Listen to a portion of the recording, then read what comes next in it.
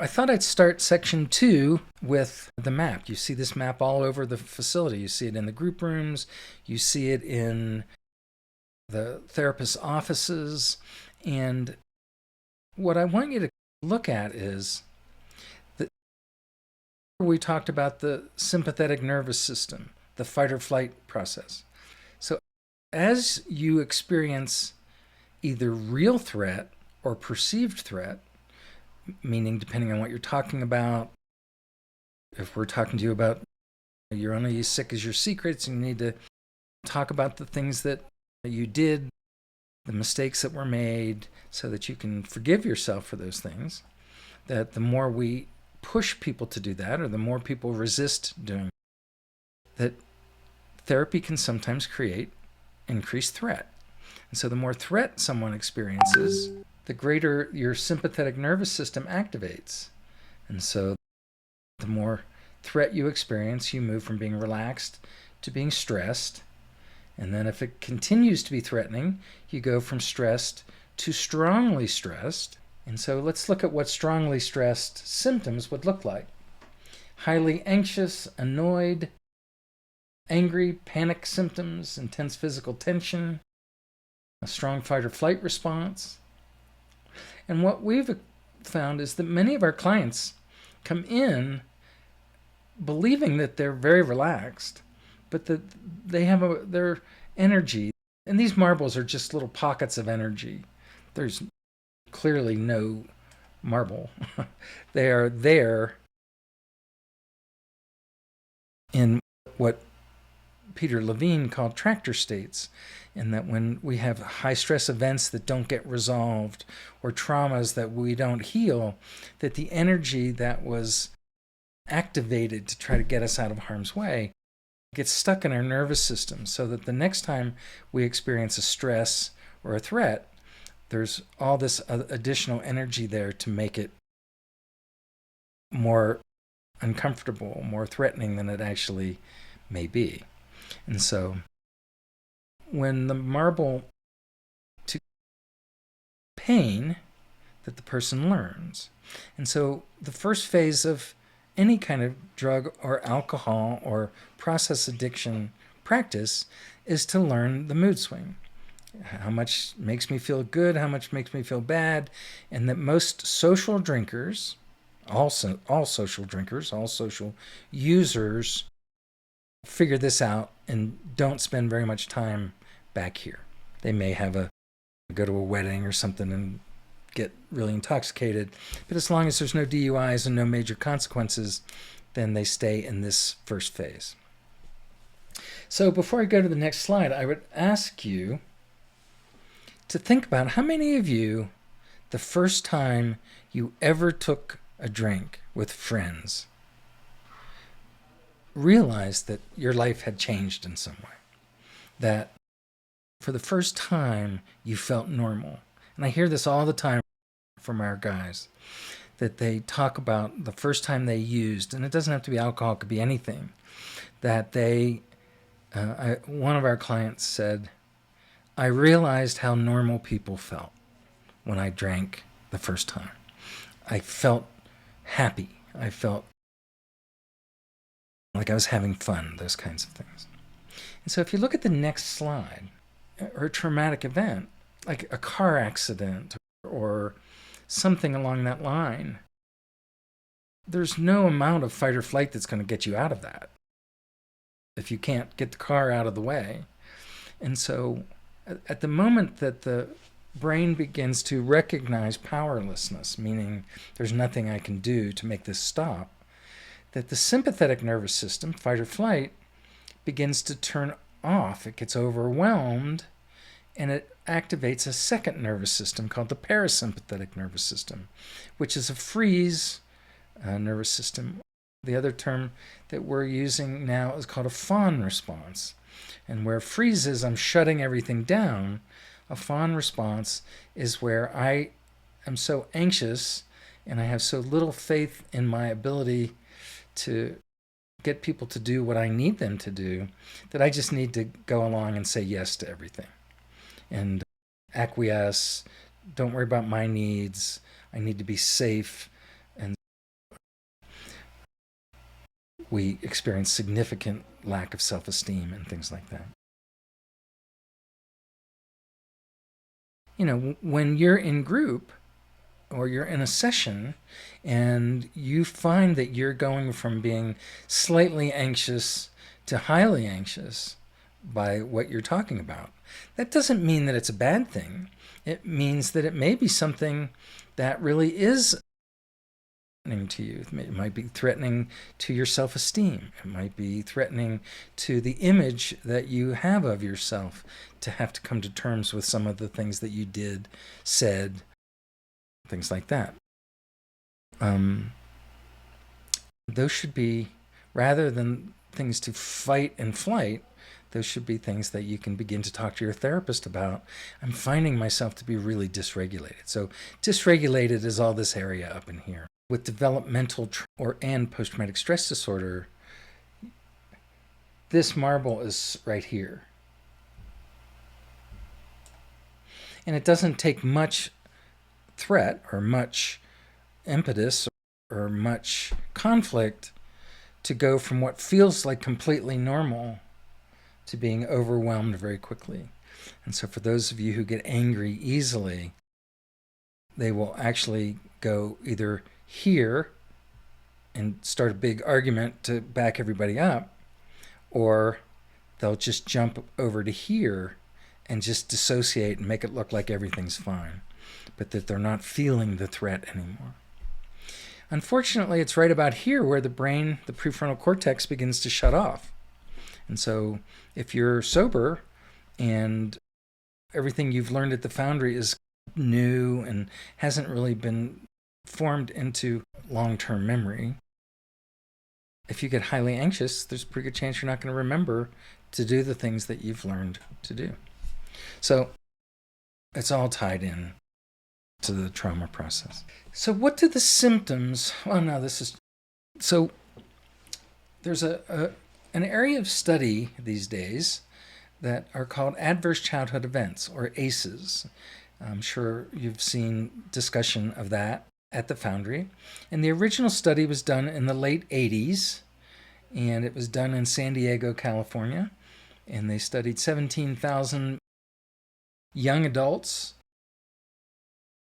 who had Kaiser Permanente insurance, and that they were really trying to study to see how much trauma adults had as children and how it impacted their health as adults. And that's the next slide. And what they did was they studied 10 different kinds of childhood trauma. Abuse, emotional, physical, and sexual. So there's 3. Neglect, emotional and physical. So physical neglect is lack of food and clothing. Emotional neglect is lack of nurturance. And even the most loving families that are really busy can border on emotional neglect at times. So there's 5. Domestic violence, witnessing domestic violence, watching your parents fight. That's 6. Marital discord, arguments, disagreements, bringing kids into the disagreements, taking sides. That's 8, or that's 7. And then substance abuse in the family, mental illness, and criminal households. In the original study, 2/3 or 67% of the 17,000 people that they studied reported at least one of these 10 kinds of childhood abuse. Of those individuals who had one, 86% also reported one additional that had 2. What's really important is that 38.5%, almost 39% of the 17,000 people had 4 or more of these. And that's 1 in every 14 middle-class Americans. And when someone has 4 or more adverse childhood events, they have a significantly higher rate of being addicted to alcohol, significantly higher rates of being an IV drug user, more likely to have heart disease, cancer, diabetes, obesity, and many other kinds of medical complications. Individuals who have 4 or more of these have a higher likelihood of addiction, but also of medical problems. And so when we look at individuals who have one or more adverse childhood events, that they're 7.4%. So this is not even the four ACEs. This is people with less than that. 7.4% higher likelihood of alcoholism, 11.3 higher likelihood of IV drug use, 4.5 higher of depression, and 12 to 15 times higher history of suicide attempts. And so they're more likely to have emotional dysregulation, dissociation. So if you remember, that means that they're up on that highest level on the left-hand side of the sympathetic nervous system response, going down the other side into the parasympathetic dissociative state. Poor attachment, obsessive compulsive disorder. There are a group of behaviors that the American Medical Association has designated as those that are most likely to cause premature death. And when we look at individuals who have ACEs, they often engage in these high-risk behaviors. So smoking is one of those. Much higher death rate than any of the other addictions. Overeating, promiscuity, substance abuse, self-harm behaviors. It just basically means that these behaviors emerge as a means of coping with chronic stress.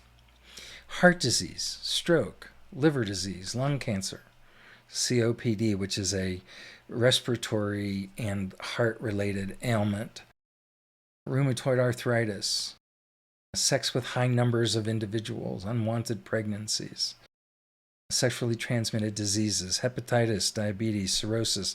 We're having an epidemic of young 30 to 45 year-old men and women with cirrhosis of the liver. We've never had young people dying at the rates that we did following COVID.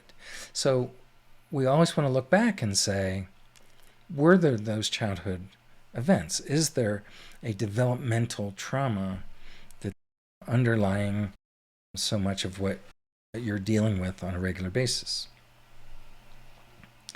So what are the symptoms? And hypervigilance and control, avoidance, re-experiencing, like what we would call intrusive thoughts, thinking about our childhood, thinking about the threats that we experienced as kids, thinking about conflicts, physical abuse, all those 10 things that we talked about. Social and interpersonal avoidance, feeling distance or cut off from others. That's that avoidant attachment. Negative self-concept, no sense of self, very negative view of oneself. A lot of guilt, feeling bad. If someone never got their needs met, they may not even believe they have. Interpersonal sensitivity, getting feelings hurt, easily angered, temper outbursts, and difficulty with interpersonal relationships. See multiple marriages, divorces, those kinds of things. And the problem with anger is that it works, like it backs people up. Unfortunately, it creates secondary trauma or developmental trauma in the people around us, particularly our kids. And then affect dysregulation, unable to manage their own emotions, limited emotional regulation, and that easily anxious, easily angered, those kinds of things. So what does that look like as adults? And these are the things that Ariel Schwartz, and she's from Boulder, pretty prolific writer, and she said these are the things that we see in adults who experience childhood trauma. Cognitive distortions, inaccurate views of themselves, of others, and the world. And by that, we're talking about like the low self-esteem that is often seen with developmental trauma because we were never able to get our needs met, or people didn't take care of us because we were busy taking care of them, or we were always in trouble because of dysregulation of a parent. So our view of ourselves, our view of those big people around us, and the world tends to be seen as much more dangerous. Emotional distress, easily overwhelmed, a sense of hopelessness, helplessness, loneliness, and those are always the kind of core fundamental foundations for shame and anger and depression, suicidal thoughts. The more overwhelmed we are, the more quickly dysregulated we get, the more negative consequences we'll have. Disturbing somatic experiences, in most cases, some people experience a lot of pain. They tend to get really focused on bodily functions and on injuries that they've had. Some people get very sensitive to chemicals, and some people don't feel anything. They just have no capacity for emotion. They don't have a lot of physical connection to their bodies, things like that. The next is disorientation, loss of orientation between past, present, and future. One of the problems with trauma memories is that they're timeless. The way they're remembered is that when they get triggered, we think they're happening again. So sometimes people have no memory of the past, and the present is pretty sketchy as far as trauma memories and things like that. Hypervigilance, always looking around for the next threat, avoidance, interpersonal problems, always blaming other people, pushing people away, criticizing people. And it's interesting that they may be the exact same things that were done to us as kids to create the developmental trauma, but then we turn around and do the exact same things. And the last one is health problems, high blood pressure, diabetes, food cravings, addictions, those kinds of things. So lots of things. Long story short, childhood trauma impacts us for the rest of it, has the potential to impact us for the rest of our lives. You are in the perfect place right now to begin the process of identifying what did happen to me. And we're not asking you to throw your family under the bus. We talk to the families about this in the family program as well. We're asking you to begin to look at, did I get what I needed or not?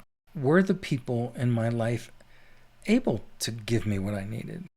Did they get what they needed? This is an opportunity for thinking about life and thinking about experiences. You don't have to go running out to your family and blame them, but there'll be a time to talk about it. Okay, so now we're going to work through as to how does this impact addiction. And there's a very famous writer, her name is Judith Herman, and she wrote a book called Trauma and Recovery, and it's probably my favorite book. So I'm going to read a statement to you, and I want you to think about this as I'm reading it. The first one is the children don't have the ability to understand the concept of powerless. They don't understand, like in AA talking about turn it over. That doesn't make any sense to them. And so they know that these big people in their lives are supposed to take care of them. That's what they know. It's biologically determined. So the next statement is when children experience abuse, whether it's physical, sexual, emotional, whether it's neglect, anger, being blamed, being bullied, the unpredictability of dysregulated caregivers, they come to believe that the only way to make the pain go away is to believe that the issue, all of that stuff is happening because I'm the problem. That's the only way kids can make sense of that. Because if they were to come to the understanding that my parents are just like this, then what hope do they have for a better life? And so they begin to recognize that, okay, it must be me. I need to do better. I need to give them what they want. I need to behave the way they want. I need to think the way they want. I need to take care of them. I need to be forward thinking in that capacity. Because if the problem is me and I do better, maybe they'll treat me better down the road. And rather than the problem is them, and this is how life's going to go. And so with that is a growing belief that we're somehow bad or stupid, inadequate, in some cases unlovable. And so you can begin to see that these issues that we've been talking about, the roots of developmental trauma, become the root of low self-esteem. and a lack of a positive sense of self. The next bullet is this whole slide is really important. So the constant experience of fear, anxiety, and threat from all of this stuff up here associated with being ourselves. So remember, the belief is the problem is me. So that being myself results in fear, anxiety, and threat, alters our brain. All this neuroscience I've been talking about, and is the beginning of low self-esteem, anxiety, reactivity, autonomic nervous system dysregulation, dissociation, parasympathetic nervous system activation, and a shame-based identity and a deep fear of trust and attachment. If you're a guy who his whole life has been afraid of people, or anxious around people, or have seen people as threatening, then my guess is that this is something you should talk to your therapist about and really begin to look at. And so what we don't get at home, we try to find with our peers once we get to school, our childhood friendships. And over the course of time, we find people that are like us that make us feel normal. And so we shift from a culture of non-addiction into finding other people who use to create a culture of addiction. So we almost always seek out people who are similar in terms of their sense of self, how they experience and manage emotions, how they view other people, how much they trust, how open they are, how honest, their level of intimacy and connection. And if we don't have those because of growing up in our families, I sure didn't, we seek out people who are like us. So if we're unable to trust, we find people to be in relationships with that are also that. And so they may begin to trust us because we're so similar, but it's a relationship that doesn't foster friendships outside. Who are struggling, we find people who struggle with trust, etc. And so what it does is hanging around with people who are like us make us feel more normal. And as we get introduced to drugs and alcohol and sex and gambling and other activities as young people these days, that we find that they work. One of the few things that can make us feel better. They're consistent. One of the few things that are consistent in our lives.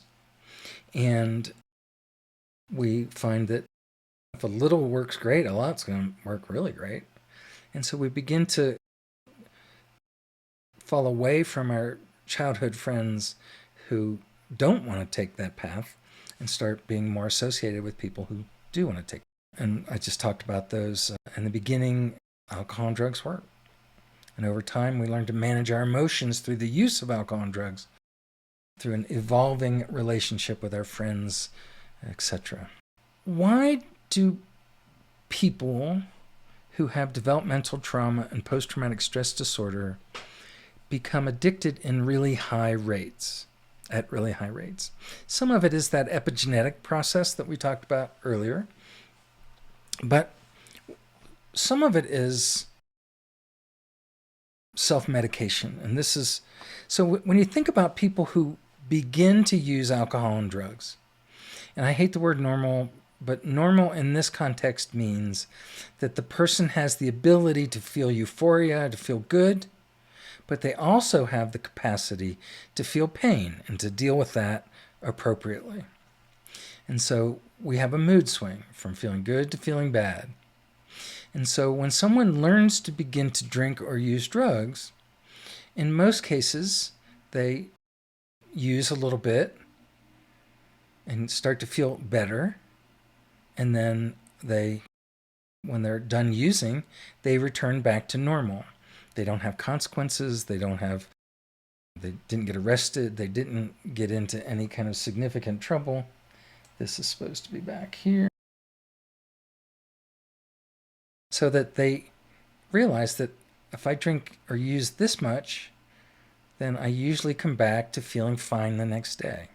If I use a little bit more, I may be a little groggy the next day, but it's no consequences. I still haven't moved into an area of pain. The next time I use, I may get wasted a little bit and come back. And for the first time, if I throw up and get sick and get arrested or have serious consequences, or my parents find out, that will usually be enough of a movement. If you have a lot of trauma and you have a history of trauma, whether it's PTSD, whether it's developmental trauma, and you have fear and threat and anger and resentment and lots of consequences, are you starting at normal? And in most cases, the answer to that would be no. That there's all of this unresolved emotions, anxiety and anger, remorse, guilt, self-hatred, low self-esteem, self-doubt. If that's what's in our unconscious, or in some cases, very conscious, and the first time we take a drink or the first time we use chemicals, it's going to take us to feeling normal. And for a lot of people, that's the beginning. That idea of, remember, addiction is a learned process as well as a disease process. And so the problem is that when they sober up, or when the effects of whatever they took wear off, what's left? All the stuff that was in there that they were self-medicating. Who do you think has higher motivation to use? This person who's really learning how to manage this mood swing, or this person who, when they do use, feels normal for the first time, but when they sober up or when they quit using, all of that stuff's still there. And so for a lot of people, that's the impetus for the beginning of their addiction. Unfortunately, as this process continues to evolve and get worse, that a lot of these negative feelings aren't just maintained with the client or with the individual, that they begin to project those out onto their spouse or onto their family or their employer, and they start blaming and they start projecting and verbally attacking. And so if people are easily threatened because their brain has been hijacked and they have a lot of shame and a lot of guilt, a lot of clients talk to me about walking in their house and seeing their wife's face and the look of disdain and how that will trigger a rage reaction or trigger a shame reaction for them. And so I hope that makes sense. And for some, it really becomes the impetus, the motivation to say, I gotta get this under control now. This all the time. That there are 5 things that if you want to develop healthy attachment, if you want to be able to be present for your partner and for kids and for your nieces, nephews, friends, all of those people, there are 5 things that you need to learn how to do. Number 1, connect to yourself. What do I feel? What's the cause of my problems? What are my emotions? What do I need to do to change? How do I reach out to people? How do I connect? That if I can connect to myself, then I can connect to others. And so connecting to others, think about AA, NACA, a church, social groups, all those things, that's the number 1 way to heal trauma and addiction, or social support, being able to reach out for help. Number 1, connection to self and others. Number 2, attunement to your needs. And attunement to needs, basically, number 1 is admit that you have needs and that you're allowed to have needs, figuring out what those needs are. And most of the time when I ask clients what they are, they They can identify oxygen, paying taxes. But what are your needs? Like the need for self-esteem, the need for self-acceptance, the need for respect, the need to be physically and mentally healthy, the need to stay abstinent. There's all kinds of needs that people begin to identify when they allow themselves to start really struggling in this area. So attunement to needs, and then learning the coping skills needed to help you get them met. That's what treatment is about. And that's why we say treatment isn't 30 days at the Foundry. Treatment is staying in some kind of care for the next year. Now that means going to partial and going to IOP, and then maybe taking part in our second phase of our family program. It may mean going to see a trauma therapist, a private practitioner, or going to your meetings. But if people stay in treatment for a year, the research tells us they have a very high likelihood of staying sober. So it takes a while to learn to be fully comfortable connecting both to yourself and to others, and learning what your needs are. In that process, the third one is trust. Trusting yourself. And a lot of people really struggle with trusting themselves because they have been using and they've been in trouble, and when they make mistakes, people are unhappy with them. So often it's difficult to trust themselves first and then to begin to trust others. So that's number 3. So connection to self and others, attunement and getting needs met, trusting yourself, trusting others. The fourth one is autonomy, living a boundaried life. And that basically means that every social group that we interact with, that there are appropriate boundaries. And we have boundaries in our family of origin. We have families in our family of choice. We have boundaries in AA and NA. You have boundaries where you work, and boundaries in many cases are rules. And so learning how to live within the boundaries that are set by your family, and learning how to set boundaries for getting your recovery needs met. And so in order to set boundaries and live a healthy boundaried life, you have to be able to connect with others. You have to be able to say, these are my needs. This is why I'm setting this boundary. And you have to be able to trust that others are going to be able to hear you and connect with you. After you can do those 4 things, then the last one is love and sex, intimacy. And if you've been using for a long time, and for many clients, they haven't had sex sober in years. And so there's so many developmental things, so many new activities that have the potential to cause pretty significant anxiety. And so there's a reason that intimacy is the 5th rather than the 1st. And that the 5th really says, let's get these other needs met. The last slide is taking those same 5 things and saying that people generally come to treatment with either a shame-based identity, a lot of shame and guilt, or a pride-based identity, which is really, so the shame and guilt is mostly anxious attachment, and the pride-based identification is avoidant attachment. And the reality is that most people have both, and that it's really important to understand that if you struggle with connection, you may feel that you're a burden on people's lives because of your addiction. You may feel that you don't belong anywhere because of your addiction. Some people have shame at just existing, like that their life has been in trouble from the time that they were little. So that's that shame-based identification with connection.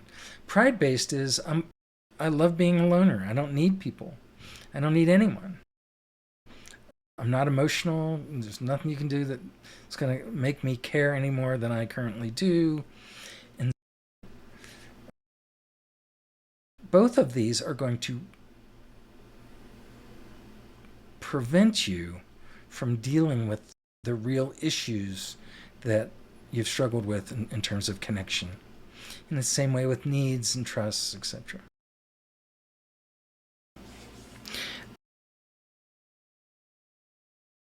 it's a lot of material to summarize. The bottom line,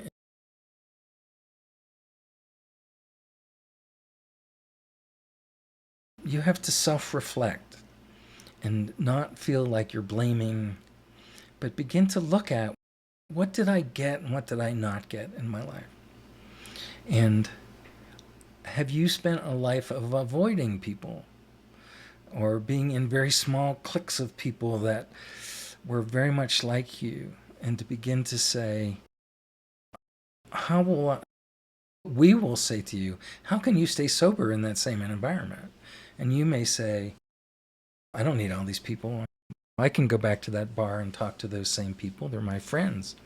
And so the idea of beginning to look at, how much of the struggles that you have with other people, how much of the struggles you have with drugs and alcohol, how much struggle you have in your marriages and relationships is being put on the addiction because they're co-occurring, but is also equally involved with who you are as a person, how you've evolved. And so if you relate to this, I would suggest that you talk to your therapist about it and have them begin to help you develop a plan of action to begin to deal with these.